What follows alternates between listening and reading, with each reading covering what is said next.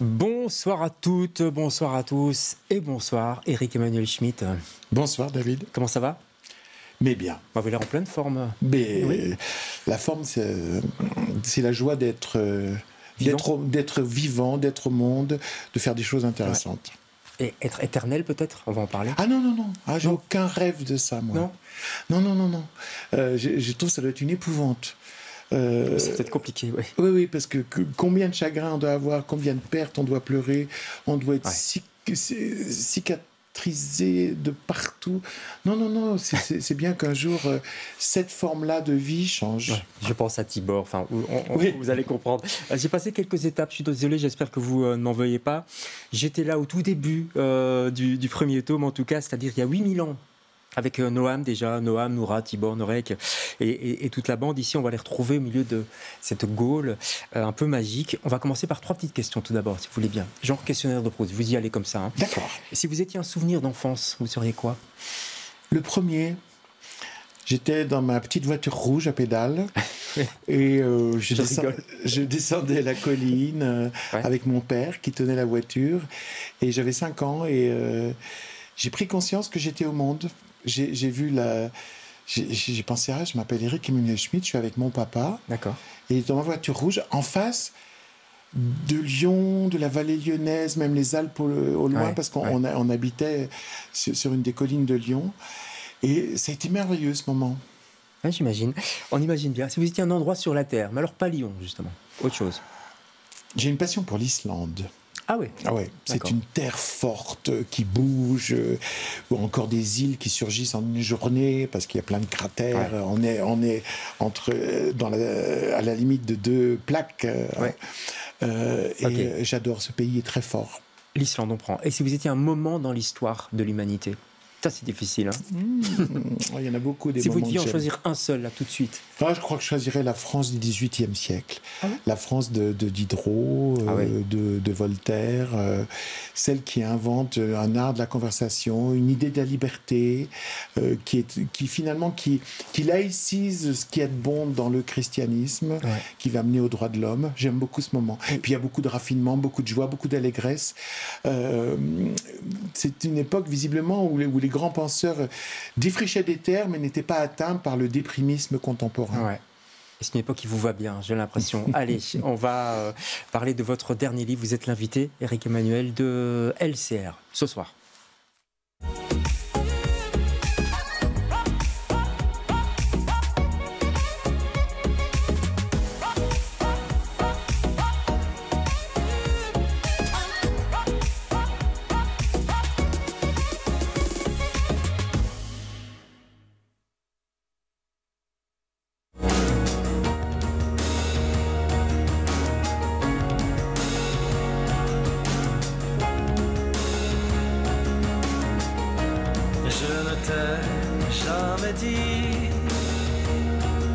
Mais nous sommes immortels.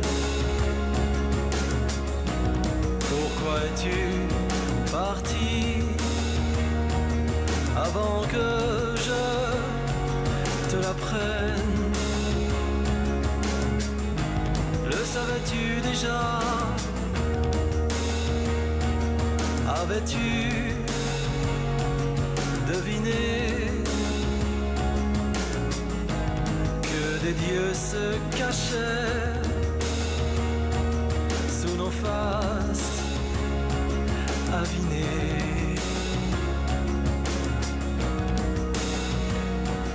Voilà quelques notes d'Immortel de Dominique A. Je crois qu'il avait écrit ça pour Alain Bachung, qui est un petit peu devenu immortel. D'ailleurs, les artistes visent souvent l'immortalité. C'est pour ça que je vous demandais si vous la visiez aussi. Non, les artistes, ils ont le narcissisme de l'œuvre, pas le narcissisme de la personne. Oui, un écrivain, ça souhaite que son livre vive comme ses enfants le plus longtemps possible. Ouais. Mais soi-même, on sait qu'on est promis à une fin. Mais c'est vrai que on rêve le meilleur pour ce qu'on a mis au monde. Quand même. Il y a une phrase de Pythagore au début de ce tome ici, tout ce qui a été renaît. C'est très juste, je trouve. Je ne savais pas que Pythagore déjà pensait ça, et se rapprochait quelque part des druides, on va en parler, mais aussi du bouddhisme. Oui, ce qui est fascinant, c'est de voir que en même temps, au IIIe siècle avant Jésus-Christ, les Gaulois et Pythagore sur l'île de Samos vont élaborer la première métempsychose, la première idée que l'âme est immortelle et qu'elle passe d'un véhicule, d'un corps à un autre. Et du coup, ils vont, par exemple en Gaule, nos ancêtres vont tout d'un coup ne plus inhumer les corps, mais les brûler parce qu'il faut vite purifier l'âme pour qu'elle puisse aller ailleurs. C'est ça. Et alors, on ne sait pas historiquement si c'est Pythagore qui a influencé les Gaulois ou les Gaulois qui ont influencé Pythagore. Qui était avant, c'est l'œuf et la poule, quoi. Ouais. Oui, parce qu'en fait, il y avait des vraies communications entre la Grèce et la Gaule.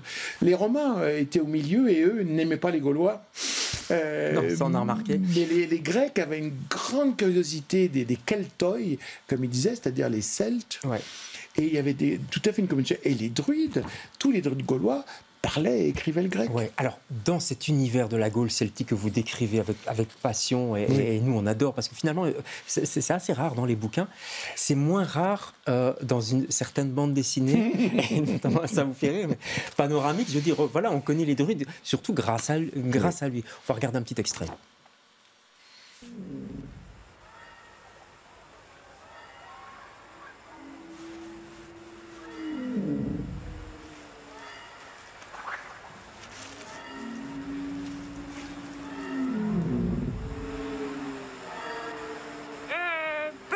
Un peu de musique.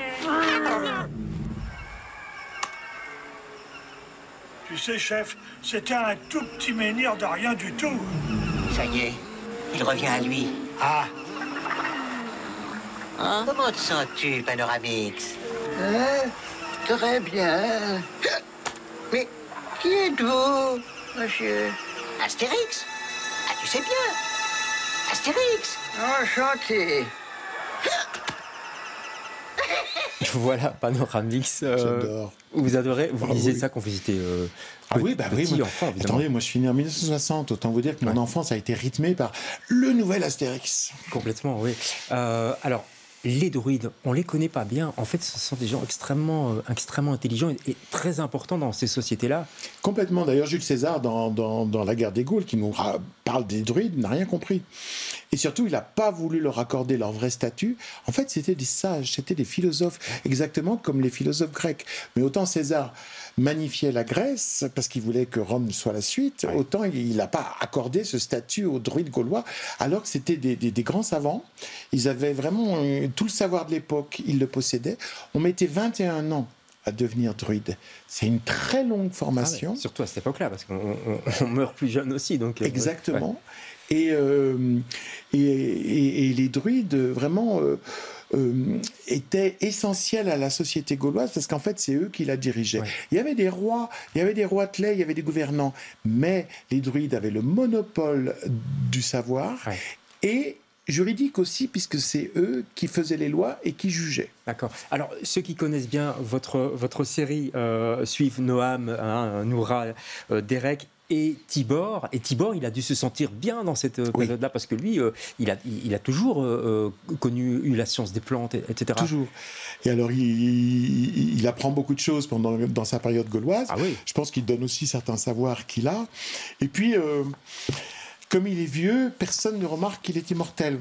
Oui, parce que il a été immortalisé vieux, quoi. Voilà, parce que quelqu'un qui reste jeune, on s'étonne, mais lui, il va pendant 100 ans à la forêt des Carnutes sans que personne, pour les grandes réunions des druides, sans que personne s'étonne qu'il soit toujours là. Ouais, tandis que les autres, ils attisent un petit peu les jalousies. Hein. Oui, c'est-à-dire Noura et Noam, qui ne vieillissent pas, sont régulièrement obligés de quitter l'endroit où ils vivent, même s'ils l'aiment passionnément, parce que les gens les regardent bizarrement, puis après pensent qu'ils possèdent un secret qu'ils ne veulent pas livrer, et ça finit par la haine et la détestation. Évidemment, donc ils bougent, la société bouge aussi, les Romains vont arriver, parce qu'on bouge beaucoup dans votre livre.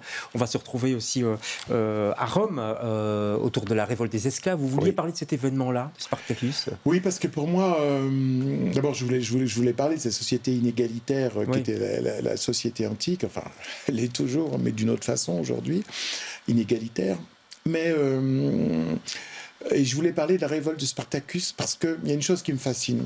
Donc Spartacus, c'est un noble thrace qui a été réduit en esclavage et qui travaille dans une école de gladiateurs et qui est destiné à mourir au combat.